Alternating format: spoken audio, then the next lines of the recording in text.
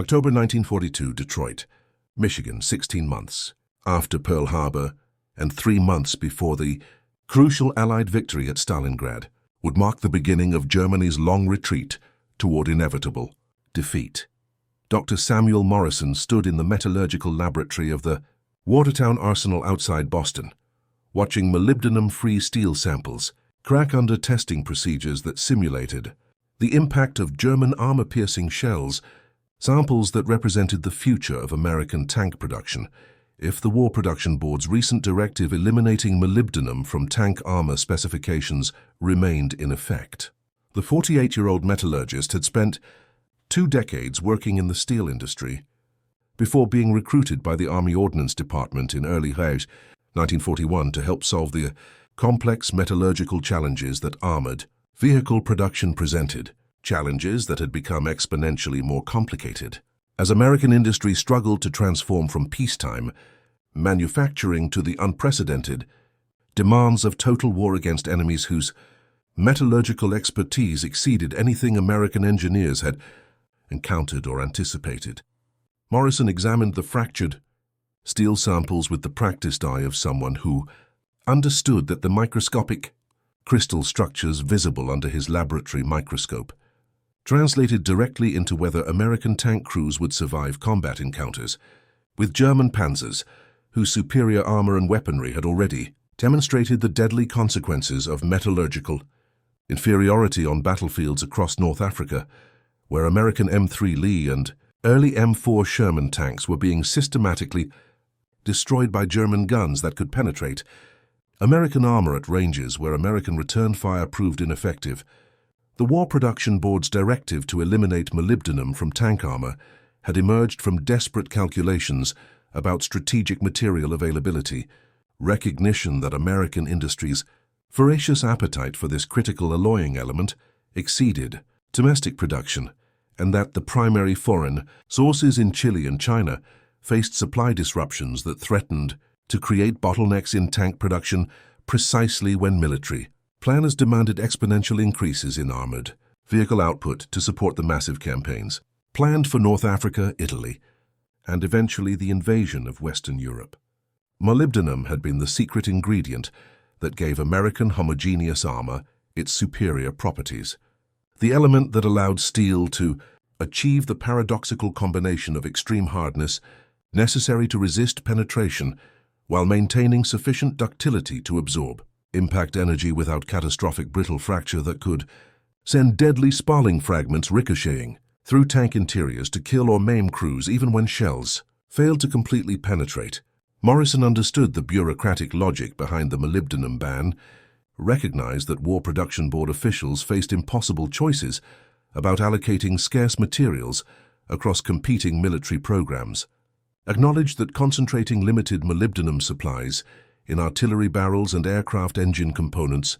might make strategic sense from a resource optimization perspective. But he also knew that eliminating this critical element from tank armor without developing adequate substitutes would condemn American tank crews to death rates that would make the casualty figures from the Civil War seem modest by comparison. The metallurgical challenge that Morrison confronted represented decades of accumulated knowledge about steel alloying, knowledge that had evolved through countless experiments and battlefield experiences dating back to the American Civil War, when the first attempts at armor plate for naval vessels had revealed that iron alone proved inadequate against modern artillery, and that achieving superior ballistic protection required understanding the complex interactions between multiple alloying elements that individually contributed specific properties but which in combination created materials whose characteristics exceeded the simple sum of their components. Steel, that fundamental alloy of iron and carbon that had transformed industrial civilization, became exponentially more complex when additional elements entered the mix, with each alloying agent contributing specific effects that metallurgists had catalogued through systematic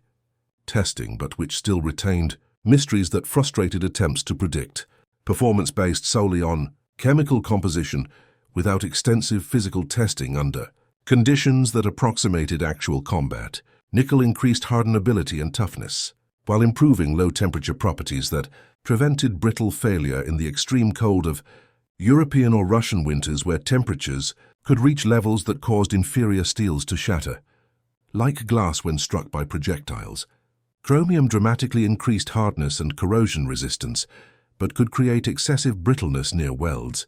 if concentrations exceeded optimal levels, requiring careful balancing against other elements to achieve desired properties. Molybdenum, the element now banned by War Production Board directive, served as perhaps the single most critical component in modern armor steel because it dramatically improved hardenability, allowing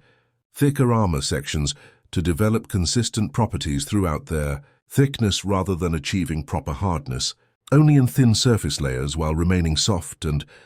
vulnerable in their interiors, and it significantly elevated the steel's resistance to tempering during the intense local heating that occurred when armor-piercing shells struck plates at velocities exceeding 2,000 feet per second and generated temperatures that could reach levels sufficient to alter steel's crystal structure and dramatically reduce its protective capability. The Germans had recognized molybdenum's critical importance earlier than American metallurgists had incorporated it into their tank armor formulations before the war, had developed the chromium molybdenum armor that gave their panzers advantages over French and British tanks during the Blitzkrieg campaigns of 1940, and had continued refining their armor metallurgy, even as Allied bombing and Soviet advances gradually cut their access to strategic materials and forced improvisation that German engineers handled with a remarkable ingenuity that American metallurgists studying captured German armor samples found both impressive and deeply concerning. American armor steel development had followed a more conservative path, building on the special treatment steel that the Navy had developed for warship armor and adapting it for the dramatically different requirements of tank protection, where weight considerations prevented using the massive plate thicknesses that battleship designers employed, and where the geometric constraints of turret rings and hull shapes created complex, three-dimensional stress patterns that made predicting failure modes extraordinarily difficult, even with the most sophisticated mathematical analysis available to 1940s engineers. Morrison had been studying alternative alloying approaches for months before the official molybdenum ban, had anticipated that strategic material shortages would eventually force reconsideration of armor specifications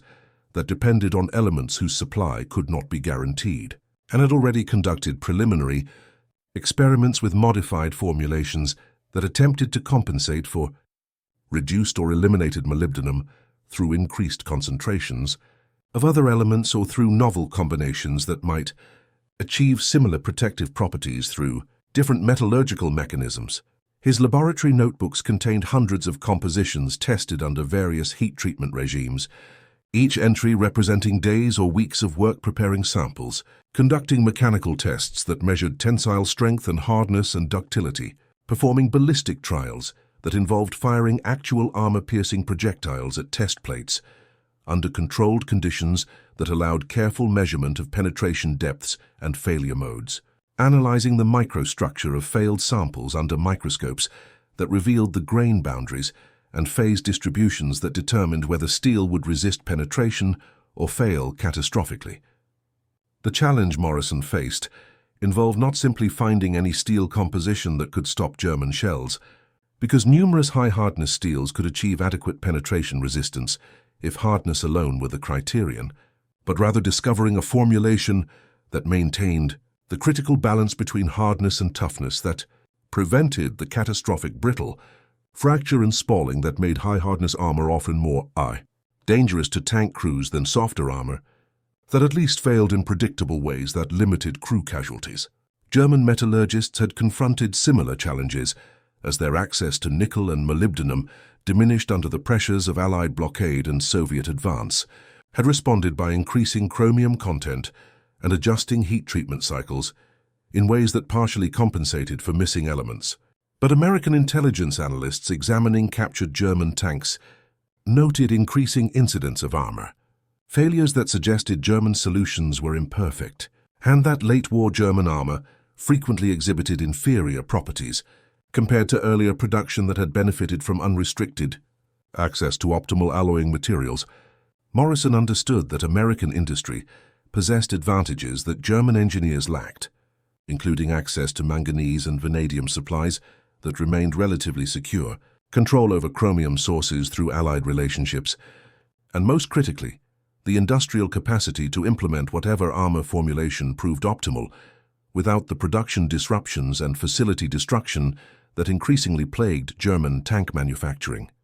Advantages that should theoretically allow American metallurgists to develop superior solutions to the molybdenum shortage if they could identify the correct combination of available elements and heat treatments. The breakthrough that would eventually make Morrison's name legendary among metallurgists while simultaneously creating a bureaucratic nightmare that nearly ended his career came not from systematic experimentation, following established metallurgical principles, but rather from an intuitive leap that violated conventional wisdom about armor steel composition and challenged assumptions that had guided military specifications. Since the First World War, Morrison had been examining data from captured German armor analysis when he noticed patterns in the chromium-to-carbon ratios that suggested German metallurgists had discovered something about the interaction between these elements that American specifications had overlooked, patterns that indicated certain chromium concentrations when combined with precisely controlled carbon levels could produce microstructures fundamentally different from traditional armor steels and potentially superior in their resistance to both penetration and catastrophic failure modes. Traditional American armor specifications had limited chromium to relatively modest levels, typically below 2%, based on concerns about weldability and the tendency for high chromium steels to develop excessive brittleness that made them prone to cracking during fabrication or under impact. But Morrison's analysis of German armor suggested that chromium levels above 3% when combined with specific manganese and carbon concentrations and subjected to carefully controlled heat treatment cycles could produce a predominantly martensitic microstructure, with fine carbide distributions that achieved both exceptional hardness and surprising toughness that defied the conventional metallurgical assumption that hardness and toughness were fundamentally opposed properties, requiring unavoidable trade-offs. Morrison began experimenting with these high chromium formulations in early November 1942, working quietly in his laboratory without seeking official approval because he understood that proposing armor specifications that violated established military standards would trigger immediate rejection from Ordnance Department. Bureaucrats who preferred incremental modifications to existing specifications over revolutionary departures that might create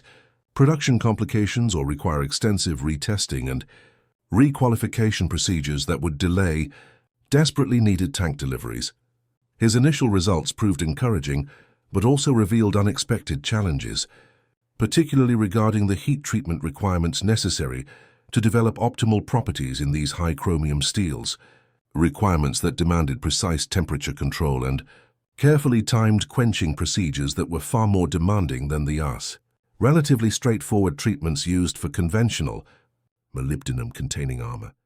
Complications that Morrison recognized would create manufacturing difficulties,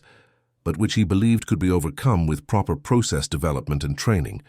assuming he could convince skeptical ordnance officials to even consider specifications so radically different from established practice. The moment that transformed Morrison's unauthorized experiments into a crisis that threatened both his career and American tank. Production came in mid-January 1943, when a visiting Army inspector, conducting routine laboratory reviews, discovered Morrison's high chromium samples and recognized that they violated official specifications that explicitly limited chromium concentrations in armor steel.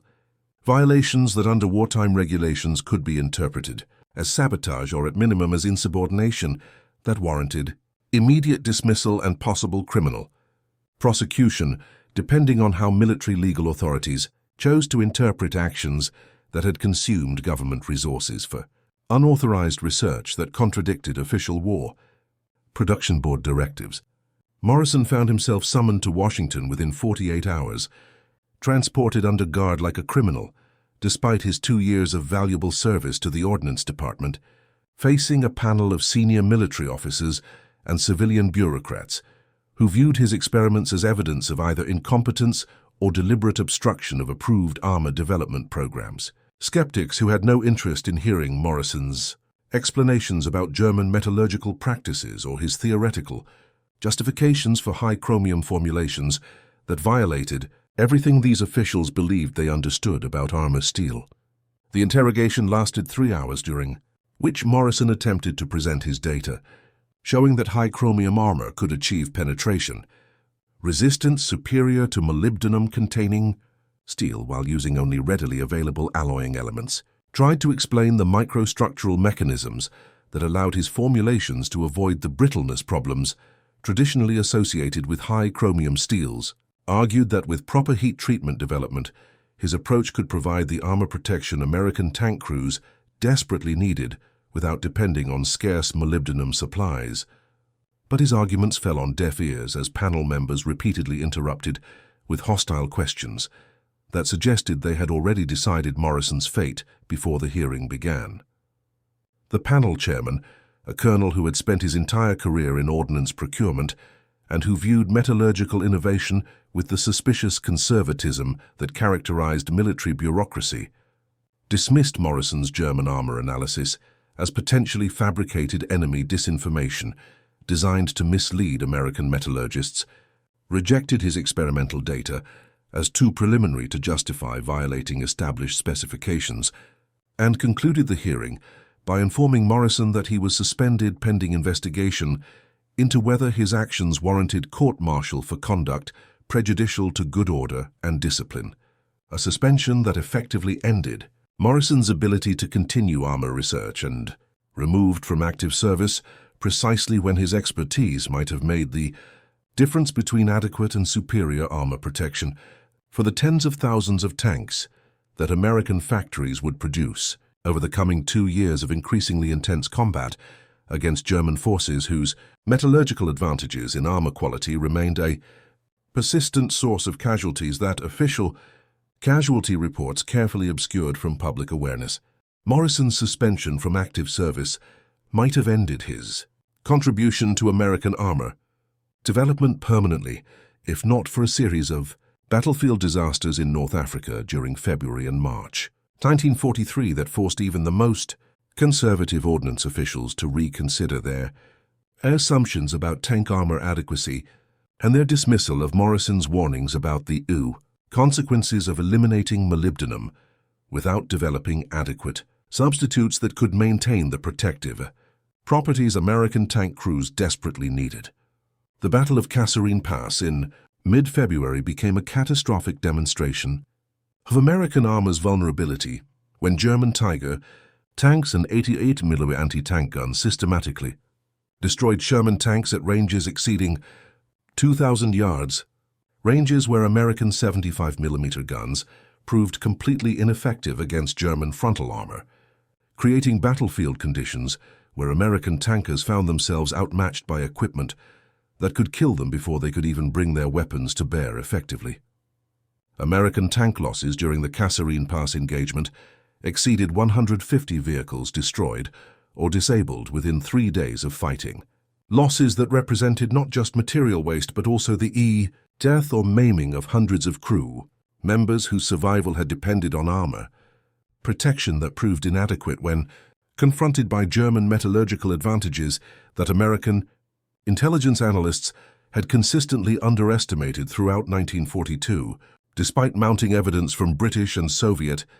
sources that German tank development had accelerated dramatically in response to combat.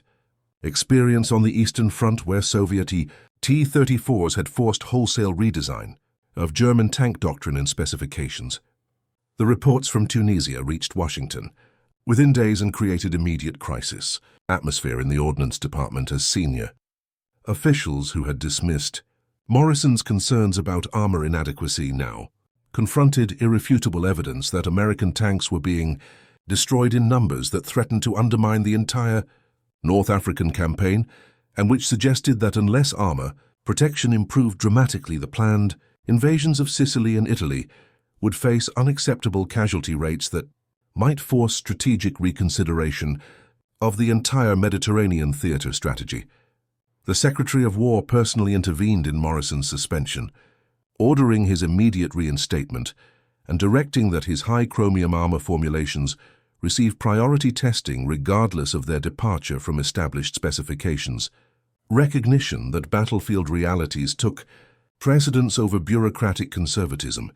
and that saving American lives justified whatever metallurgical innovations proved effective regardless of how they challenged conventional law, wisdom, or violated previous assumptions about proper armor steel composition. Morrison returned to his laboratory in late March 1943 with unprecedented authority to pursue whatever metallurgical approaches he deemed promising, authority that came with equally unprecedented pressure to deliver results within months rather than the years that armor steel development normally required. Pressure that reflected both the urgency created by continuing battlefield losses and the recognition that the invasion of France planned for 1944 would require armor protection capable of surviving against German tanks and anti-tanks, weapons that intelligence analysts now understood were superior to anything American forces had previously encountered and which would only improve as Germans responded to continuing battlefield experience. The intensive development program that Morrison initiated in spring 1943 represented the most concentrated metallurgical research effort in American military history, marshalling resources from universities, steel companies, and government laboratories in coordinated effort to develop armor formulations that could provide superior protection using only domestically available alloying elements whose supply could be guaranteed, regardless of enemy action or shipping disruptions that might threaten access to foreign sources. Morrison's high chromium approach formed the foundation for this research, but required extensive modification to address the manufacturing challenges that his initial formulations had revealed, particularly the demanding heat treatment requirements and the welding difficulties that threatened to create production bottlenecks even if the metallurgical properties proved superior to conventional armor. The research team that Morrison assembled included some of America's most distinguished metallurgists, men who had spent careers studying steel behavior and who brought expertise that allowed systematic exploration of the complex interactions between multiple alloying elements and processing parameters, expertise that proved essential for translating Morrison's intuitive insights about chromium-carbon interactions into detailed specifications that could be implemented in production facilities where manufacturing personnel needed precise instructions rather than general principles. The testing program employed unprecedented resources, including construction of specialized ballistic ranges where full-scale armor plates could be subjected to impacts from German weapons captured in Tunisia, weapons that provided authentic test conditions impossible to replicate using American guns, whose performance characteristics differed significantly from German designs, weapons whose capture represented perhaps the single most valuable source of technical intelligence available to American armor developers because they allowed direct comparison of American and German metallurgical approaches under identical test conditions. Morrison's team conducted over 3,000 separate ballistic tests during the 6 months between April and September 1943, firing captured German 80mm and 75mm guns at armor plates representing dozens of different compositions and heat treatments, systematically mapping the relationships between metallurgical variables and ballistic performance, building databases that revealed patterns invisible to intuition alone and which allowed optimization, approaches that dramatically accelerated development cycles that would normally have required years of trial-and-error experimentation. The breakthrough came in July 1943 when Morrison's team identified a specific composition containing approximately 4% chromium with carefully balanced carbon and manganese that, when subjected to precisely controlled heat treatment, produced microstructure combining exceptional hardness approaching 400 Brinell with impact toughness that prevented the catastrophic spalling failures that had plagued previous high-hardness armor attempts. Properties that ballistic testing demonstrated provided protection equivalent to conventional molybdenum-containing armor at approximately 75% of the weight savings that allowed either reducing tank weight for improved mobility or increasing protection by using thicker plates without exceeding design weight limits that constrained armor designers. The transition from successful laboratory development to production implementation revealed challenges that nearly destroyed Morrison's achievement despite its demonstrated superiority in controlled testing, challenges that reflected the enormous complexity of modern tank manufacturing and the difficulty of introducing fundamental changes to established production processes that involved thousands of workers across multiple facilities whose coordination required unprecedented organizational capability and whose disruption could create production delays that military planners considered potentially more dangerous than continuing with inferior armor that at least arrived at frontline units in quantities sufficient to maintain operational tempo. The primary manufacturing challenge involved the heat treatment requirements necessary to develop proper microstructure in Morrison's high chromium armor, requirements that demanded temperature control within plus or minus 10 degrees Fahrenheit during critical phases of the treatment cycle, precision that proved extremely difficult to achieve in production furnaces designed for conventional armor whose treatment cycles were far less demanding and whose operators lacked training in the sophisticated control techniques that Morrison's specifications required. Early production attempts in late 1943 produced disappointing results when plates that had performed superbly in laboratory conditions developed excessive hardness variations in production-scale processing, variations that created zones of brittleness that ballistic testing revealed could lead to catastrophic failures under certain impact conditions, failures that conservative ordnance officials seized upon as evidence that Morrison's approach was impractical for mass production and should be abandoned in favor of returning to conventional specifications despite their known inadequacies. Morrison fought back by demonstrating that the production failures resulted not from fundamental flaws in his metallurgical approach, but rather from inadequate process control in production facilities, arguing that investing in improved furnace instrumentation and operator training would solve these problems and allow successful production of armor whose protective properties justified whatever manufacturing complications its implementation required, arguments that ultimately convinced senior ordnance officials to authorize the necessary investments despite resistance from production managers who feared that process. Changes would disrupt schedules and reduce output during the critical months when tank production needed to accelerate in preparation for the Normandy invasion. The solution involved a comprehensive program of production facility upgrades that installed modern temperature monitoring and control systems in heat treatment furnaces across multiple manufacturing sites, systems that cost millions of dollars, but which provided the precision necessary to reliably produce Morrison's armor specifications, combined with intensive training programs that educated heat treatment operators in the specific requirements of high chromium armor processing, and which emphasized the critical importance of following specifications precisely rather than relying on the informal practices that had been adequate for conventional armor, but which proved disastrous when applied to formulations that required much tighter process control. By January 1944, these improvements had resolved most production problems, and Morrison's armor began flowing to tank assembly plants in quantities sufficient to begin retrofitting new production. German tanks retrofits that initially focused on frontal armor where protection was most critical and where the weight savings from Morrison's higher efficiency. Armor allowed using thicker plates without exceeding weight budgets, gradually expanding to side armor and turret protection as production volumes increased and manufacturing processes matured. The battlefield vindication of Morrison's armor came during the Normandy campaign in summer 1944, when Sherman tanks equipped with the new high chromium plates demonstrated dramatically improved survivability against German anti-tank weapons that had previously achieved devastating kill rates against conventionally armored vehicles, survivability improvements that manifested not just in reduced penetrations but more importantly in reduced catastrophic failures where impacts that penetrated conventional armor would trigger massive internal fires from ignited ammunition and fuel, whereas similar impacts on Morrison armor frequently resulted in localized damage that allowed crews to escape and vehicles to be recovered and returned to service after repairs.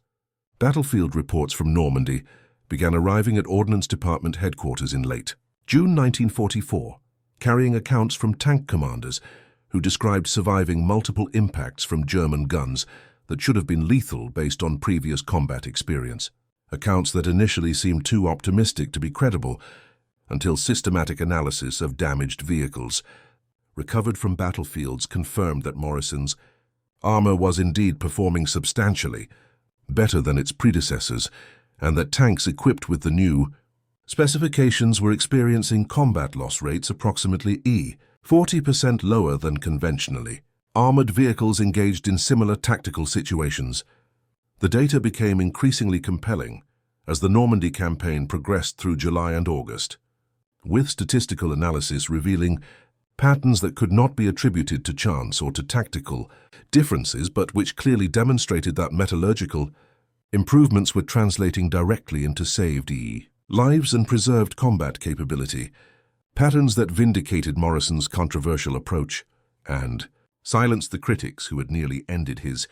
career 18 months earlier when his unauthorized experiments violated established specifications and bureaucratic protocols. Tank crews began requesting assignment to vehicles equipped with Morrison armor, recognizing that these tanks offered significantly better protection and therefore better survival odds, preferences that created morale complications when shortages meant that some units operated mixed fleets of new and conventional armor, and where assignment to older tanks carried psychological burden of knowing that crew members faced higher death risks than their comrades in newer vehicles, complications that ultimately accelerated production transition as military leadership recognized that partial implementation created problems that could only be resolved by universal adoption of superior specifications. By September 1944, essentially all new Sherman production incorporated Morrison's high chromium armor specifications, representing complete transformation of American tank armor metallurgy within 18 months of Morrison's initial suspension for pursuing unauthorized research. Transformation that occurred only because battlefield casualties forced recognition that conventional approaches were inadequate and that survival required embracing innovations regardless of how they challenged established practices or violated bureaucratic preferences for incremental rather than revolutionary change. The broader impact of Morrison's metallurgical breakthrough extended far beyond immediate improvements in Sherman tank survivability, influencing the entire trajectory of American armor development for the remainder of World War II and establishing principles that would guide tank design throughout the Cold War era, when armor protection assumed even greater importance as anti-tank weapons grew progressively more powerful and where weight efficiency became absolutely critical for maintaining the mobility that modern armored warfare demanded. Morrison's demonstration that chromium-rich steels could achieve superior protective properties using only readily available alloying elements liberated American armor designers from dependence on strategic materials whose supply vulnerabilities created planning nightmares and whose shortages threatened to constrain tank production precisely when military operations demanded maximum output. Liberation that allowed confident commitment to massive production programs that would ultimately deliver over 50,000 tanks during the war years without fear that metallurgical bottlenecks would prevent fulfilling these commitments or force acceptance of inferior protective properties that would translate into unacceptable casualty rates. The principles Morrison discovered about chromium-carbon interactions and the importance of precise microstructural control through heat treatment became foundational knowledge that informed all subsequent American armor steel development, knowledge that was systematically incorporated into specifications for the M26 Pershing heavy tank that entered service in 1945 and which represented the culmination of wartime armor development, specifications that allowed the Pershing to achieve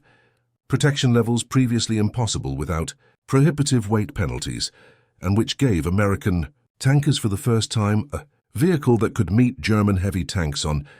essentially equal terms, rather than requiring numerical superiority to overcome metallurgical disadvantages. Morrison's work also influenced post-war armor development for the M46, M47, M48, and eventually the M60 tanks that would serve as the backbone of American armored forces through multiple decades of Cold War confrontation, vehicles whose armor protection built directly on the high chromium approach Morrison pioneered and whose performance characteristics reflected continuing refinement of the metallurgical principles he had discovered through his combination of systematic research and intuitive insight that connected observations of German armor practices with theoretical understanding of steel behavior. The broader American steel industry benefited from armor research that pushed the boundaries of metallurgical understanding and which generated knowledge applicable far beyond military applications, knowledge about alloy design and heat treatment that improved civilian steel, products ranging from construction materials to automotive components, and which contributed to American industrial competitiveness in the post-war decades when steel quality became increasingly important, competitive differentiator in global markets where American manufacturers faced growing challenges from foreign producers whose metallurgical capabilities had been developed partly through technology transfer that occurred as part of post-war reconstruction efforts. Morrison's personal vindication came gradually through accumulating evidence that his controversial decisions during 1942 and early 1943 had been correct, despite violating regulations and defying bureaucratic authority, evidence that eventually transformed him from suspended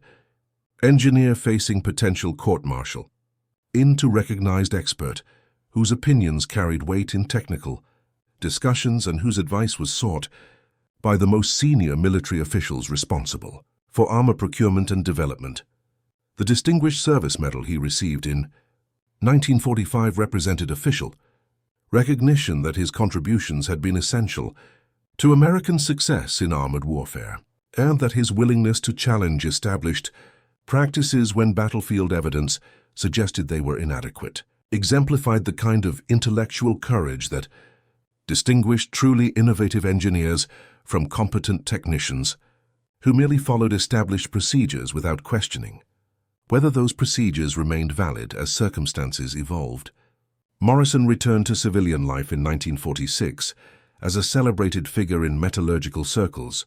accepting a professorship at MIT, where he trained the next generation of materials scientists and continued research into armor metallurgy that remained classified but which contributed to American advantage in the developing Cold War competition, where tank technology assumed strategic importance as potential deterrent against Soviet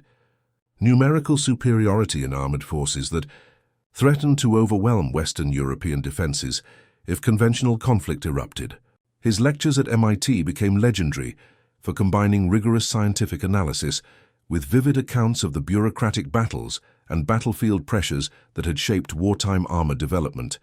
accounts that taught students that engineering excellence required not just technical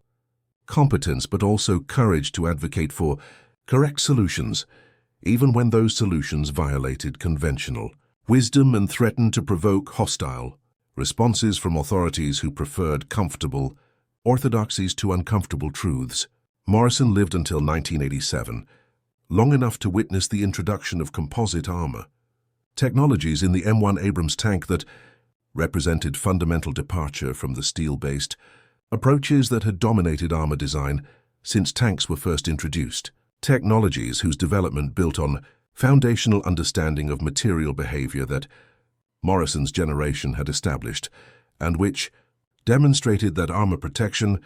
remained active research area requiring continuing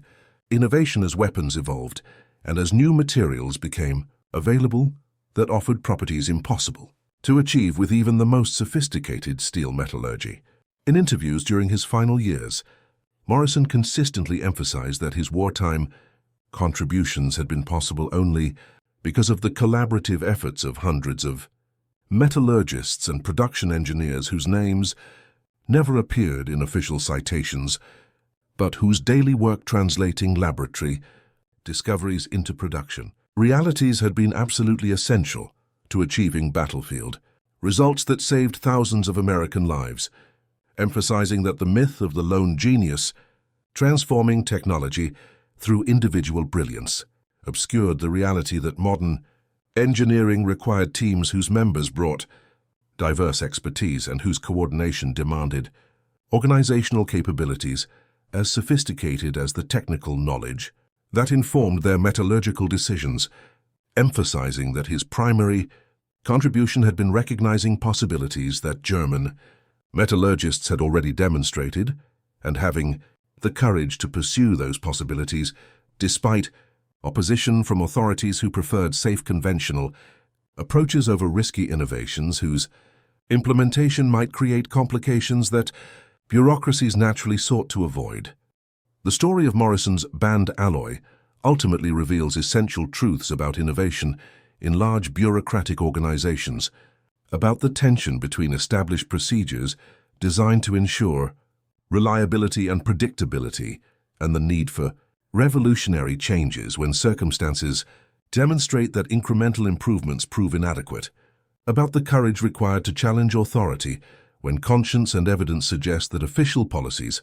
will lead to catastrophic consequences, and about the complex process through which technical innovations transition from laboratory discoveries to production implementation, to battlefield application where their ultimate value gets measured in human lives saved, rather than in abstract performance metrics that can be optimized without considering whether optimization serves broader purposes beyond satisfying specification requirements. Morrison's willingness to violate regulations by pursuing unauthorized research into high-chromium armor formulations represented exactly the kind of initiative that military organizations simultaneously demand and punish. Demand because battlefield success requires continuous improvement that responds to evolving threats faster than formal procurement processes typically allow. Punish because maintaining discipline and coordination across vast organizations requires that individuals follow established procedures, even when those procedures seem inadequate to the individuals required to follow them. The fact that Morrison nearly faced court-martial for research that ultimately saved thousands of lives illustrates the organizational pathologies that plague large institutions where risk aversion and bureaucratic self-protection can overwhelm mission focus, and where individuals making correct decisions based on evidence and expertise face punishment because their actions violated protocols designed to prevent wrong decisions but which simultaneously prevent many right decisions whose correctness only becomes apparent after the fact, when battlefield results vindicate approaches that seemed dangerously radical when initially proposed. The eventual adoption of Morrison's armor specifications, despite intense initial resistance, demonstrated that organizations can learn and adapt when battlefield casualties become severe enough that continuing with inadequate solutions becomes obviously more dangerous than accepting innovations that violate established practices, demonstrated that even the most conservative bureaucracies will eventually embrace revolutionary changes when the alternative is accepting failure rates that undermine fundamental missions and threaten strategic objectives, though the learning process typically consumes precious time, during which lives are lost, that might have been saved if organizational flexibility had allowed faster adoption of superior approaches. For the tank crews who benefited from Morrison's armor, the technical details of chromium content and heat treatment cycles mattered, less than the simple fact that their vehicles could survive impacts that would have killed them in earlier tanks. That metallurgical improvements translated directly into better odds of returning home after combat, that their families and they themselves could understand even without comprehending the complex science that made those improvements possible, that somewhere in the vast military-industrial system that produced their tanks were engineers like Morrison who cared enough about protecting them to risk careers and reputations to advocate for innovations that bureaucracy initially rejected, but which battlefield results eventually vindicated. Morrison died in 1987, largely unknown outside specialized metallurgical circles, despite having contributed as much to Allied victory as many generals whose names became household words, unknown because armor metallurgy rarely generated the dramatic battlefield narratives That captured public attention, and because his most important work remained classified for decades after the war, when American forces continued using armor, technologies whose specific composition and processing remained sensitive military secrets, unknown ultimately because modern technological warfare depends on thousands of such engineers whose individual contributions prove essential, but whose names never appear in histories that focus on political leaders and military commanders, whose decisions shaped strategy but who depended absolutely on the technical specialists whose innovations made those strategies feasible by providing weapons, systems whose performance matched the requirements that strategic planning imposed. The legacy that Samuel Morrison left behind when he died in 1987 represented far more than the technical specifications for high chromium armor steel that had saved thousands of American tank crews during World War II, far more than the Distinguished Service Medal gathering dust in some family archive, or the classified reports that documented his metallurgical innovations, far more even than the generations of materials scientists he had trained at MIT who carried forward his insistence that engineering excellence required both rigorous analysis and the moral courage to challenge authority when evidence demanded it. His true legacy existed in the fundamental transformation of how American military organizations approached the eternal tension between bureaucratic control and innovative flexibility, the recognition forced by his near destruction and subsequent vindication that rigid adherence to established specifications could prove more dangerous than the unauthorized experimentation, that regulations existed to prevent the uncomfortable lesson that saving lives sometimes required violating the very rules designed to protect those lives when circumstances evolved faster than procurement bureaucracies could adapt their procedures to match battlefield realities. Morrison's story became legendary precisely because it captured the paradox at the heart of all large organizations that must simultaneously maintain discipline and encourage initiative, must enforce standards while remaining open to revolutionary improvements that violate those standards, must punish deviation from established practice while rewarding the kind of independent thinking that produces breakthroughs impossible within conventional frameworks, paradoxes that bureaucracies never truly resolve, but rather manage through the painful process of learning from disasters that reveal when organizational rigidity has become more threatening than the chaos that rigidity exists to prevent. The thousands of tank crews who survived German anti-tank fire during the battles across France and into Germany during 1944 and 1945, because their Sherman tanks had been equipped with Morrison's armor, never knew his name, never understood the bureaucratic battles he had fought or the court-martial he had narrowly avoided, never comprehended the metallurgical principles that made their survival possible, but they returned home to families and futures that would have been extinguished if Morrison had accepted his suspension in January 1943 and abandoned the high chromium research that conservative ordnance officials had condemned as dangerous insubordination, returned home because one 48-year-old metallurgist had possessed sufficient confidence in his analysis of German armor practices and sufficient courage in his understanding of steel behavior to risk his career and reputation by pursuing unauthorized experiments that violated every regulation and specification that military bureaucracy had established to ensure that individual engineers could not unilaterally alter the armor, formulations upon which American tank crews' lives depended.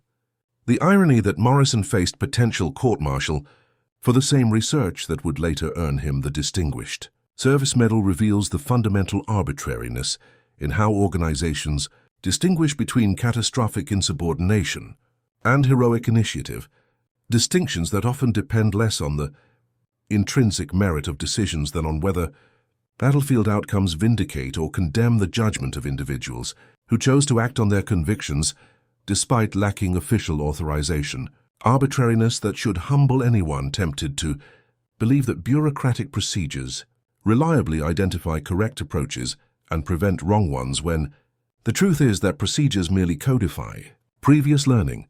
and cannot anticipate the novel circumstances that demand exactly the kind of creative violation that Morrison demonstrated. His death in 1987 passed largely unnoticed outside metallurgical journals, that published respectful obituaries cataloguing his technical contributions while carefully omitting the classified details that might have made those contributions comprehensible to general audiences, unnoticed, because armor metallurgy generates no dramatic photographs comparable to the images of tanks advancing across battlefields or generals accepting surrender documents. Unnoticed ultimately because modern warfare depends on 10,000 such engineers whose names never enter historical consciousness despite their work, proving as essential to victory as the strategic decisions that historians analyze and the tactical innovations that military academies teach. Engineers whose obscurity perhaps represents the final irony of Morrison's career, because the very success of his armor in protecting tank crews meant that thousands of soldiers survived battles without ever knowing that their survival depended on metallurgical innovations that one suspended engineer had pursued in defiance of the bureaucratic authority that had nearly destroyed him for having the audacity to believe that German metallurgical practices might teach American engineers something worth learning, even if that learning required violating every specification that official wisdom considered inviolable.